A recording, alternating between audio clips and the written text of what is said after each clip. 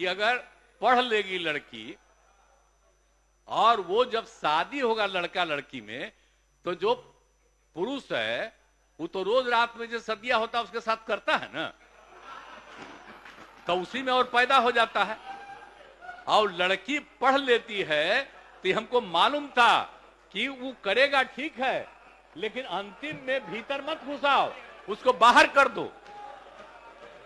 करता तो है, तो उसी में अब समझ लीजिए संख्या घट रही है।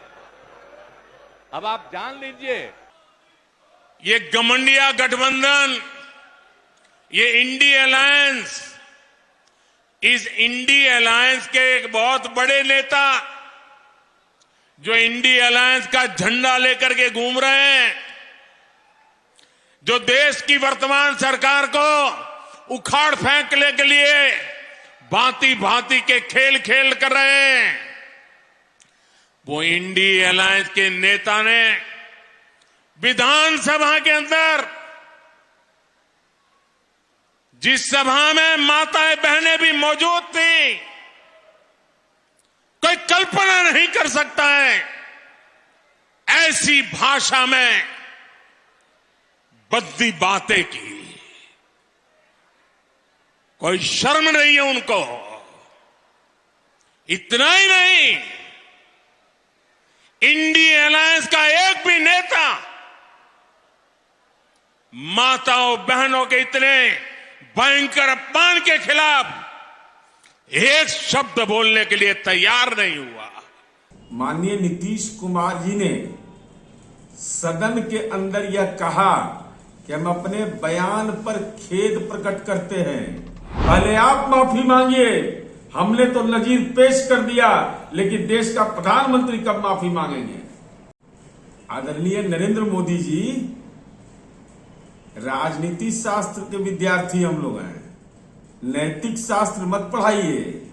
माननीय नीतीश कुमार जी ने सदन के अंदर यह कहा कि हम अपने बयान पर खेद प्रकट करते हैं, स्वयं की निंदा करते हैं और जिसने निंदा किया उनका अभिनंदन करते हैं।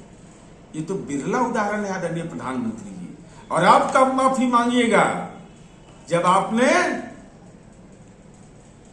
शशि थरूर जी की पत्नी के बारे में बोला था कि वाह क्या गर्लफ्रेंड है, आपने कभी देखा है 50 करोड़ का गर्लफ्रेंड? 2018 में संसद में आधार पर बयान देते हुए आपने कहा था, सभापति जी रेणुका जी को आप मत कुछ कहिए, रामायण सीरियल के बाद ऐसी हंसी सुनने का आज सौभाग्य मिला है। क्या यह महिला और सांसद का अपमान नहीं? और आपके मंत्री किरण रिजिजू रेणुका जी की हंसी की तुलना रामायण के किरदार शूर्पणखा से कर डाली। भाजपा के नेता 2018 में नरेश अग्रवाल ने, जिनका देश सम्मान करता है जया बच्चन का, उनको फिल्मों में नाचने वाली शब्द का इस्तेमाल किया था। उस पर कब राजनीति के शौचालय पहुंचिएगा? 8 नवंबर 2023 को आपकी पार्टी के विजय वर्गीय ने कहा, खराब कपड़ा में महिलाएं शूर्पणखा की तरह दिखती हैं। क्या यह महिला का अपमान नहीं है? सच तो यह है प्रधानमंत्री जी कि माननीय मुख्यमंत्री नीतीश कुमार के बयान के बाद इसका पटाक्षेप हो गया। सच यह है कि राष्ट्रीय स्तर पर जातिगत जनगणना की मांग, उसके आधार पर आरक्षण की सीमा और समाज के सारे तबके जो पिछड़े हुए हैं उनके जीवन स्तर उन्नत हो, इसके लिए देश में जब मांग उठने लगी तो आपको बिहार विधानसभा में दिए गए मंतव्य याद पड़ा। तो हम आपको स्मरण दिलाते हैं, पहले आप माफी मांगिए, हमने तो नजीर पेश कर दिया, लेकिन देश का प्रधानमंत्री कब माफी मांगेंगे?